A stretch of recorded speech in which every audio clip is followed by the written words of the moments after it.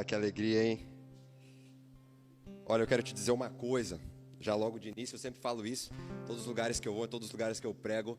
Sempre que você é conduzido até a casa de Deus, nunca é por acaso. Nunca é por um simples convite. Nunca é por uma simples aceitação de um chamado. Nunca é deu na telha, vou na igreja. Não.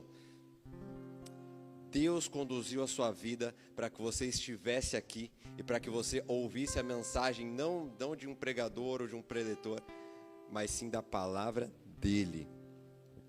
Da palavra dele. Quem aí gosta de escutar a palavra de Deus? É a única coisa que transforma. Pregador nenhum, homem nenhum, preletor nenhum, nenhuma conferência, nenhum treinamento que você fizer diferente, nada tem o poder de transformar como a palavra de Deus.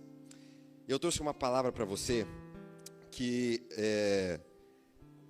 nos últimos 12 meses, um pouco mais, 15 meses, tem feito muito sentido para mim e tem confortado demais o meu coração.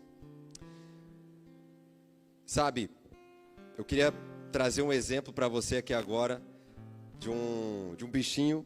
Nem todo mundo gosta desse bichinho, mas ele ensina muito bem e ele ilustra muito bem aquilo que a gente vai estudar aqui hoje, que é a lagarta. Sabe, existem vários tipos de lagarta. É uma criação de Deus, mas ainda assim, nem todo mundo gosta de ficar perto, nem todo mundo gosta. É um bichinho que é visto com bons olhos por todo mundo. Por quê? Porque a lagarta, ela, apesar de ser uma criação de Deus, ela foi colocada aqui na terra para sofrer um processo.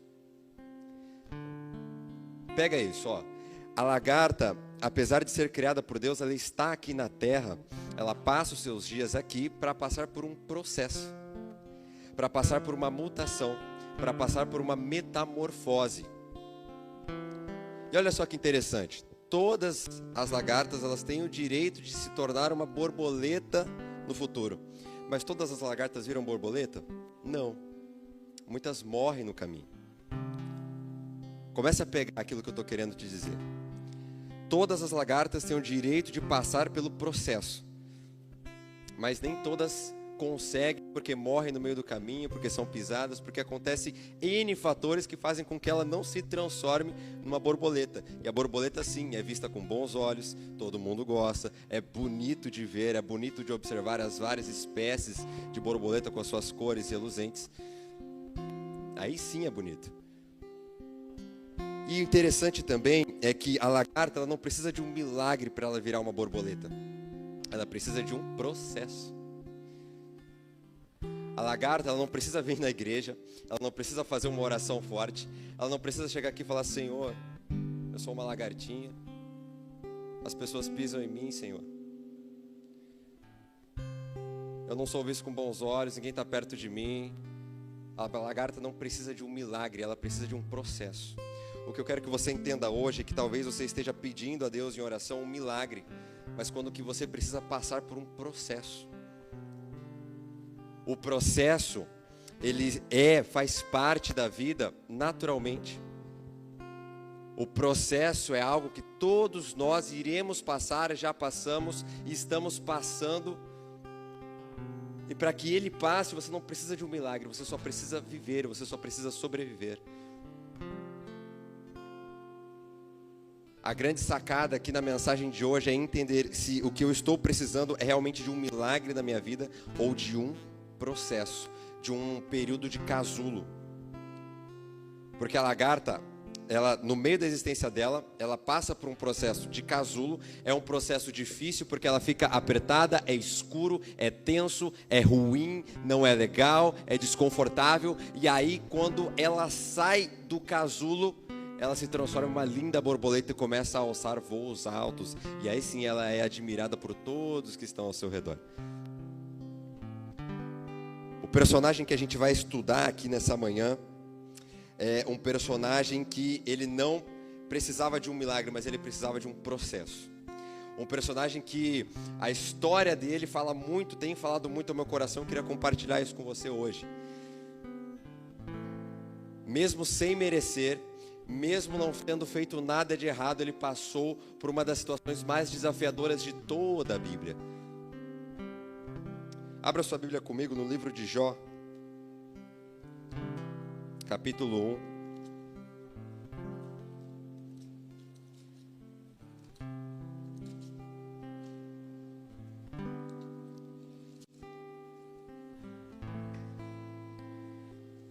Livro de Jó. Quem já achou, por favor, diga amém. Aê. Tá comigo, né? Tá comigo. Vamos lá, ó. Capítulo 1 do livro de Jó diz assim: na terra de Uz havia um homem chamado... Era o homem íntegro e justo, e temia a Deus e evitava fazer o mal. Tinha ele 7 filhos e 3 filhas, possuía 7.000 ovelhas. Acompanha aí, ó. 3.000 camelos, 500 juntas de boi, 500 jumentos, e tinha muita gente ao seu serviço, ou seja, era um empresário. Era o homem mais rico do Oriente. Observa isso, o Ocidente ele não havia sido descoberto.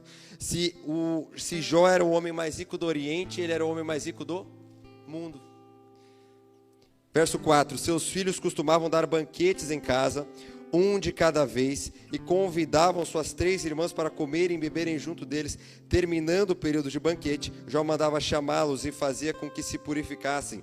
De madrugada, ele oferecia um holocausto em favor de cada um deles, pois pensava: talvez os meus filhos tenham lá no íntimo um pecado e amaldiçoado a Deus. Essa era a prática constante de Jó. Olha o nível espiritual que esse homem tinha. Um homem que tinha inteligência financeira, inteligência emocional, era um empresário, era o homem mais rico do mundo. Ele sabia administrar bem as finanças, ele usava o seu dinheiro para abençoar e não para amaldiçoar. Um homem que conseguia manter uma harmonia familiar. Sabe o quanto que é difícil manter uma harmonia familiar hoje em dia? É você levar um corte de carne errado no churrasco e a família já fica falando mal de você. Por causa do miolo da paleta. Porque você levou suquita no churrasco. Já falam mal de você. E a prática ali era que todos jantavam juntos todos os dias, todos os filhos. E ainda assim, depois do jantar, de madrugada, Jó ofereceu um sacrifício, pensando: puxa, se os meus filhos pecarem, eu já ofereço aqui o perdão. Olha o nível espiritual que esse homem tinha. Um homem que amava a mesma mulher, que era íntegro, que era justo, que se desviava do mal. Quantas e quantas vezes eu e você procuramos o mal,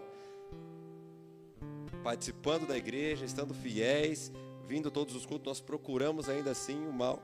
Ele era um homem que se desviava, ele era um homem íntegro e reto, era um homem temente a Deus, que se desviava do mal. E ainda assim você sabe tudo o que aconteceu com ele. Mas entenda que processo não é castigo. Talvez você esteja passando por um momento de processo agora. Talvez você esteja passando por um momento de casulo. Casulo é aquele período onde você está num lugar apertado, num lugar escuro, num lugar onde você não consegue enxergar o próximo passo, você não tem mais para onde ir. Talvez você esteja passando exatamente por esse momento, ou alguém próximo a você esteja passando exatamente por este momento de casulo. Mas entenda, processo não é castigo, processo é algo natural da vida, que prepara você para alçar voos maiores. Eu não ouvi nenhum amém, eu vou falar de novo. O processo é algo que prepara você para voos maiores. O processo é algo que vai separar você para um próximo nível, para um próximo projeto que Deus quer colocar na tua mão. Mas antes disso você precisa ser treinado. Antes disso você precisa ser preparado. Deus, ele não é um Deus que entrega as coisas de mão beijada. Ele te treina para você lidar com as coisas. Se você pede sabedoria, Deus vai colocar você em situações para você desenvolver sabedoria. Se você pede paciência, Deus vai colocar você em situações para testar a sua paciência. Deus não é um Deus que te livra das coisas, Ele é um Deus que te ensina a lidar com as coisas.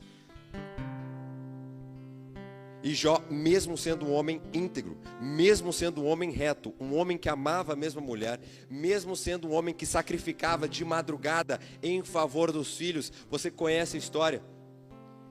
De uma só vez,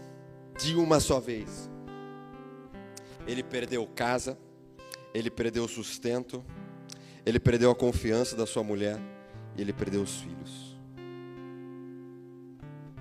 De uma só vez. O que a gente precisa entender hoje aqui, querido, é que nós só estamos comentando a história de Jó 4.000 anos depois. É porque ele passou por um processo e venceu. Se a história de Jó fosse resumida nessa primeira parte aqui do texto, ele foi rico, foi um bom pai, amou a esposa, pronto, próximo capítulo. Você acha que a gente ia lembrar da história de Jó? Jó só é citado 4.000 anos depois, porque passou por um processo e venceu. E o relato continua dizendo que servo após servo foi contando: Jó, você perdeu a casa. Jó, você perdeu os filhos. Jó, você perdeu o seu rebanho. Você não tem onde comer, você não tem onde dormir, você não tem mais filho para te abraçar e falar: eu te amo, papai. Você perdeu tudo.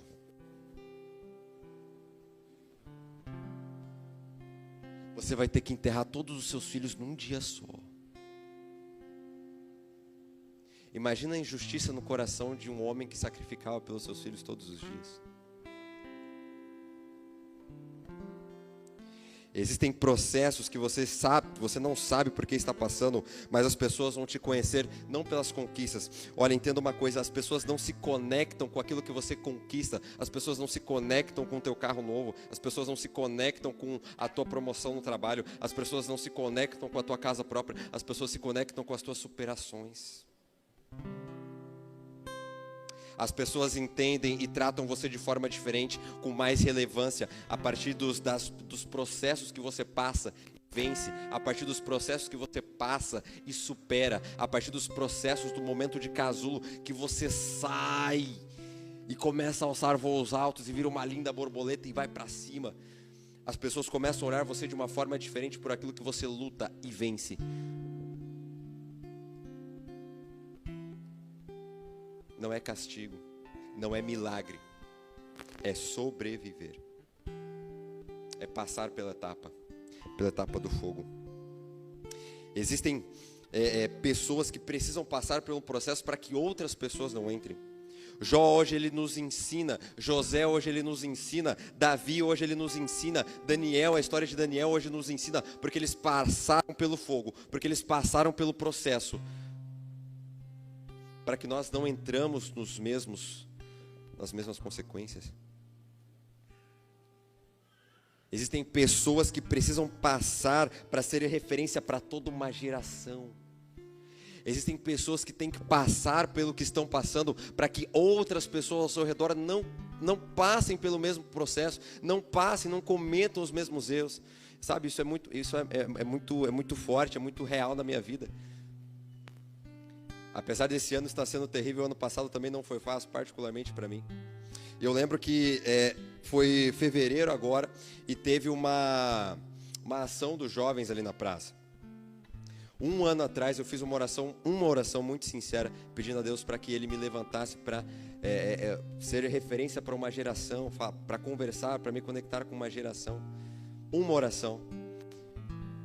Pedi para que Deus me usasse para que eu fosse bênção para as outras pessoas. Eu lembro que eu estava ali caminhando, eu estava com uma jovem do meu lado, a gente foi até o final da praça, a ação ali estava rolando, os cartazes, a galera cantando, distribuindo livros. E eu estava caminhando, sabe, eu não tenho o hábito de, se eu vejo um conhecido na rua, eu não cumprimento, eu espero a pessoa olhar. E eu fico na minha, se a pessoa olha e fala: ô fulano, não vi você aí. Eu não gosto, eu me sinto desconfortável. Eu estava caminhando e quem vai ali na Feira do Jaci, ela tem dois setores, né? Tem um para cá, um para cá. Eu estava caminhando e aí eu vi do outro lado um aluno meu da academia. Ele estava de costas. Tipo, a minha reação natural era passar e ele estava de costas, ele não ia me ver, mas eu não sei como, não sei porquê, mas eu estava andando e eu fui na direção dele. Isso não é hábito meu. Eu fui na direção dele. Eu falei: ei, fulano, como é que você tá? E a gente começou a conversar. E eu vi que ele estava sozinho com a filha. Eu falei: mas cadê sua esposa? Na hora o semblante dele mudou. Ele falou: João, eu e minha esposa estamos nos separando. Já faz 5 meses que eu e mais alguns jovens temos a oportunidade de fazer todo um trabalho de recuperação com esse homem.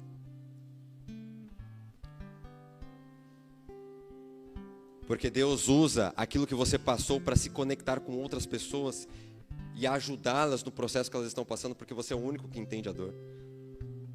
Ele tem a igreja dele, ele tem os membros dele, mas Deus nos conectou de alguma forma, porque nós entendemos a dor um do outro. Não muito tempo atrás, a jovem que eu estou estudando a Bíblia, a gente começou a estudar e estava tudo indo bem, eu estudo online, FaceTime mesmo. E ela estava muito animada e não sei o que, de repente ela começou a faltar alguns estudos. Eu falava, putz, João, hoje não dá. Aí chegava na semana seguinte, João, hoje não dá. Na semana seguinte, João, hoje não dá. E eu achei isso estranho, eu falei, o que está acontecendo? Ele falou, João, essa semana não tem sido fácil para mim. Eu me divorciei do meu marido e eu estou passando por um momento terrível. A gente vai se conectar, Deus vai conectando as pessoas que têm histórias parecidas. Quando você, entenda isso, quando você passa por um processo e vence, assim como Jó, quando você passa por uma situação e vence, assim como José, assim como grandes personagens que a Bíblia nos traz, quando você passa por isso, quando você passa pela etapa de casulo e você sai e começa a alçar voos altos, Deus te usa para ser referência para toda uma geração, e aí você começa a ser conectado com outras histórias de pessoas que estão passando pelo mesmo problema que você começa a ser visto de forma diferente pelo aquilo que você lutou e venceu, e você começa a desenvolver o ministério para ajudar pessoas que estão passando e para evitar outras pessoas a passar por aquele processo. A única coisa que você precisa, querido, é sobreviver. Sabe, talvez você não saiba, mas você pode ser um dos filhinhos queridos de papai. Meu pai que está ali atrás, ele é o meu maior fã. Ele que me leva para pregar nas igrejas, nos eventos, tudo mais. E quando o pessoal pergunta para ele, é teu filho que está lá na frente? É, meu filho. Aquele que está lá na frente? É, meu filho, meu filho. Porque é orgulhoso, você que é pai, você sabe. Você vê o seu filho crescendo, né? São pequenos, estão crescendo, estão se desenvolvendo, você fica orgulhoso. E Deus era um pai orgulhoso do seu servo Jó. Estava tendo uma grande reunião. O inimigo se apresenta. Aí Deus pergunta assim, de onde você vem? Eu venho de perambular pela terra. Aí Deus fala assim, então você viu meu servo Jó, né? Tá vendo um homem que ama a mesma mulher? Um homem que sacrifica pelos seus filhos de madrugada? Um homem que ora, um homem que é íntegro, um homem que é reto. O inimigo falou assim, vi, mas também, fácil, né? Você dá tudo para ele, a tua bênção repousa sobre a casa dele. Aí fica fácil de servir. Se tudo que ele faz, você coloca a mão e abençoa. Eu quero ver, aí vem entrar a primeira aposta na Bíblia. Eu quero ver se o Senhor tirar a mão e deixar eu tocá-lo. Aí Deus falou, Pode tirar tudo dele, só não tira a vida. E aí vem o inimigo, tira a segurança financeira, tira a segurança emocional, tira a confiança que Jó tinha, tira a estabilidade, mata os filhos. E a primeira aposta na Bíblia foi para ver se um homem iria reclamar. Porque Deus falou assim, eu tenho certeza que ele não vai murmurar. Você está com o capítulo 1 aí aberto, vamos lá no livro, no verso 19. Diz assim, capítulo 1 de Jó, verso 19, diz assim, quando de repente um vento muito forte veio do deserto e atingiu os quatro cantos da casa, que desabou, eles morreram, e eu fui o único que escapou para contar. Primeira aposta na Bíblia foi para ver se um homem iria reclamar. A reclamação tira a tua energia. Se a borboleta, ela perde energia, ela não consegue sair do casulo. Se um bebê que está sendo preparado na barriga da mãe, se as vitaminas não chegam, ele não consegue ter energia para passar por esse processo, ele sai fraco e morre. A reclamação é tão importante para Deus quanto para o inimigo, porque é algo que tira a tua energia. Quantas e quantas pessoas eu e você conhece que nada está bom, está sempre reclamando, independente da situação, está sempre reclamando. Reclamação tira a tua energia, querido. Verso 20. Ao ouvir isso, Jó se levantou. Aí pensa nesse momento, todos os anjos e demônios ao redor dele. Agora vai sair o resultado da aposta. Aí o inimigo já estava pulando para comemorar.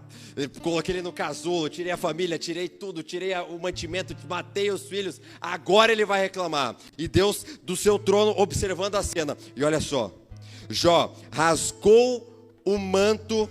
Ele era homem rico, não era qualquer manto. E rapou sua cabeça. Então prostrou o rosto em terra, em adoração. O momento de casulo, ele revela duas coisas na sua vida. O momento de processo, ele revela duas coisas na sua vida. Primeira coisa, ele revela quem você realmente é.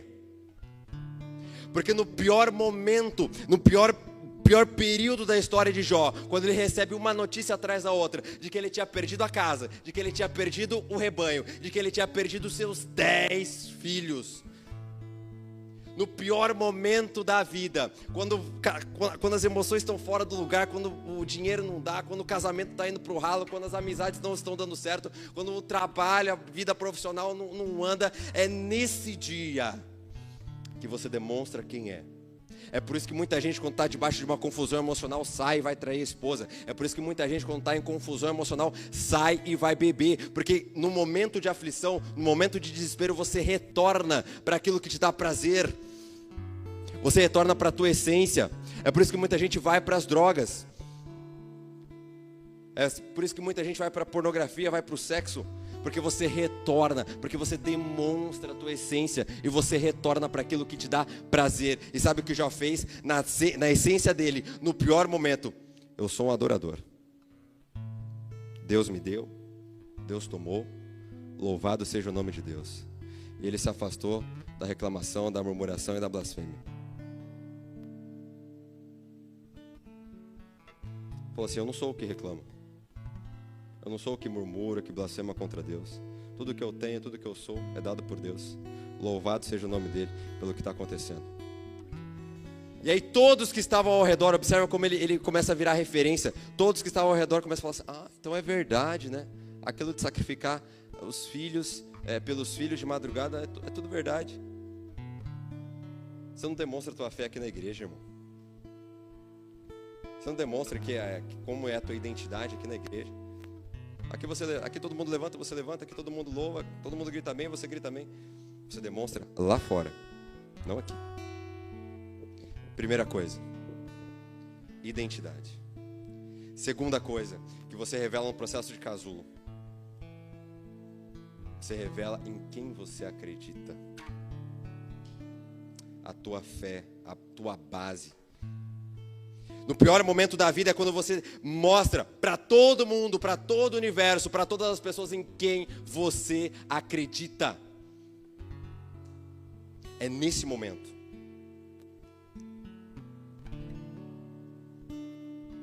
Sabe, às vezes os processos eles vêm para que o mundo possa saber quem somos nós. Para que as pessoas possam ver quem somos nós de verdade.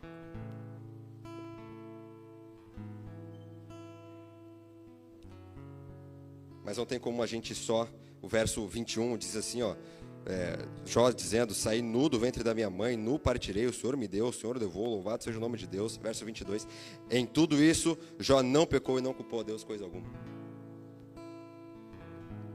Mas a gente também precisa entender como que a gente pode lidar ou sobreviver ao casulo.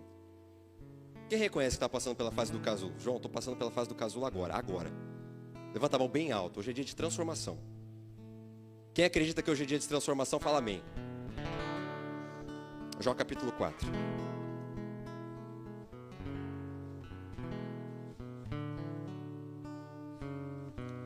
A vida não se trata de fazer perguntas. Não, a vida não se trata de encontrar respostas, mas de fazer perguntas. Deixa aberto no capítulo 4, a gente vai ler o verso 3. A vida, ela não se trata de encontrar as respostas certas, mas de fazer as perguntas certas. Jesus era um mestre em fazer as perguntas certas. Por que me chamas bom? Não conhece os mandamentos? Por quê? Porque as perguntas, elas abrem a janela da tua inteligência. Observa que Davi sendo um grande guerreiro, sendo um rei, quando ele estava passando por um processo de casulo, ele fazia a pergunta para ele mesmo: por que estás abatida, ó minha alma? E através das perguntas que ele fazia para ele, ele ia se recuperando. Você já estava conversando com uma jovem pelo WhatsApp, ela falou assim: pô, João, essa semana tá difícil, cara. É faculdade e é trabalho, eu não sei se eu vou dar conta. Eu falei, então, o que você precisa fazer? O que você tem que fazer? Ela começou a listar. Quanto tempo demora cada coisa? E ela começou a mensurar. Como que você pode dividir isso, as tarefas, no dia? Fala, verdade, né? E ela deu conta de tudo. Porque as perguntas, exatamente, elas tiram de você uma crença ou uma ideia abstrata na tua cabeça e começam a abrir você para um novo paradigma. E observa só, Jó capítulo 4, perdão, verso 3, diz assim: os amigos de Jó, eles começam a abrir a mente de Jó para uma situação. Ele diz assim: pense bem, você ensinou a tantos, você fortaleceu mãos fracas, suas palavras davam firmeza aos que tropeçavam, você fortaleceu joelhos vacilantes, mas agora você se vê em dificuldade, você desanima, quando você é atingido, fica prostrado, sua vida piedosa não lhe inspira confiança, o seu procedimento irrepreensível não lhe dá esperança. Reflita agora, ou seja, vamos nas estatísticas, Jó, vamos na pesquisa. Qual foi o inocente que chegou a perecer? Onde os íntegros sofreram destruição? Ele começa a abrir a mente de Jó para aquela situação. Vamos na pesquisa. Você já viu o justo desamparado? Aí começa agora os graus comparativos. Jó, você lembra quando você fortalecia as mãos fracas? Quando você fortaleceu os joelhos vacilantes? Você fortaleceu as pessoas e quando você passa pela situação, você quer desistir? A etapa do casulo, para que você passe por ela. Duas coisas também. Faça as perguntas certas. Sabe, a gente é treinado, a gente é acostumado, a gente é ensinado a perguntar por que Deus, sendo que na verdade a nossa pergunta deveria ser: para que Deus? Para que eu estou passando por isso? O que o Senhor quer me ensinar? A etapa de casulo, querido, ela é uma etapa de estudo. É uma etapa de você parar, observar e falar: cara, o que está acontecendo? O que eu posso aprender com isso aqui? Por que Deus permitiu essa situação? Etapa de observação, não é etapa de ficar reclamando. É etapa de você aprender e crescer. Já viu quando você pega um casulo, se você abrir o casulo e ajudar a borboleta a sair, ela sai com a asa fraca. É um processo que você precisa passar. Você e Deus. Faça as perguntas certas. Também ande com pessoas que te dê as palavras certas. Porque é na etapa de casulo que as suas emoções estão expostas. Se alguém te chama de feio, você acredita.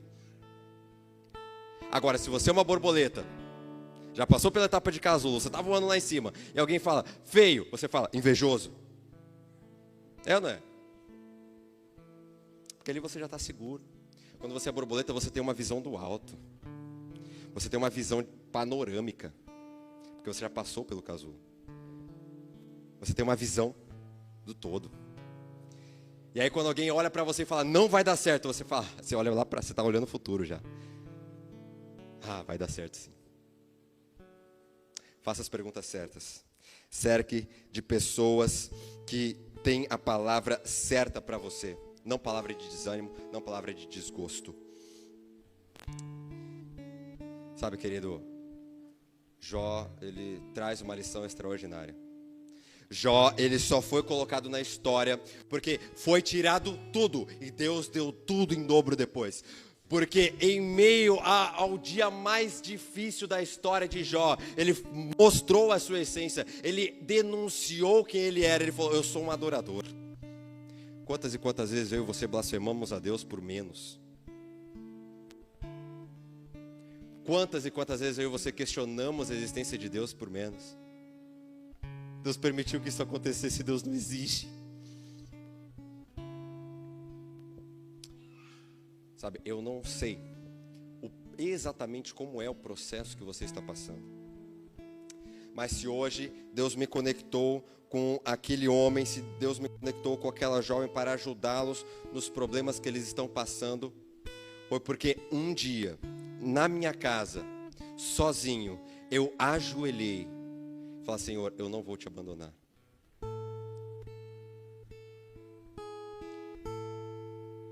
E hoje, Deus me dá a oportunidade de liderar, de estar em uma posição de liderança, porque um dia eu decidi passar pelo processo da maneira certa. Querido, não passe pelo processo da maneira errada. Pare de gastar tua energia reclamando. Pare de buscar outras fontes que te trazem prazer, porque a única alegria, a única paz, a única plenitude de vida que você pode encontrar é em Deus. O único que passa, que passeia por você dentro da fornalha é Jesus. Nós vimos isso semana passada. Eu espero que tenha feito sentido para você. Nós vamos ouvir um hino agora. Enquanto este hino estiver sendo apresentado, se você crê, se você acredita que hoje é dia de transformação, se você quer sair daqui fora do casulo, se você quer sair daqui entendendo o processo que Deus tem para você, entendendo que você vai sair deste casulo alçando voos altos, as pessoas sendo uma referência para as pessoas, sendo uma referência para toda uma geração, ensinando a como não entrar neste processo. Enquanto a Estela canta, eu gostaria que você ficasse em pé. Porque este aqui não vai ser só mais uma programação, não vai ser só mais um culto, é dia de transformação. Nessa casa de oração acontecem coisas grandes. Acho que só algumas pessoas ouviram o que eu falei. Nessa casa de oração acontecem coisas grandes. Enquanto a Estela canta, tome a decisão de entender o processo que está acontecendo, de perguntar para que Deus, de começar a observar, de começar a estudar e de começar a crescer, porque Deus tem grandes projetos desenhados para você, querido. Deus desenhava os seus dias antes de você nascer, e Ele quer que você seja uma referência para toda uma geração, mas para isso você precisa lidar da maneira certa. Aceite isso e entenda que Deus está com você passeando pelo meio do fogo.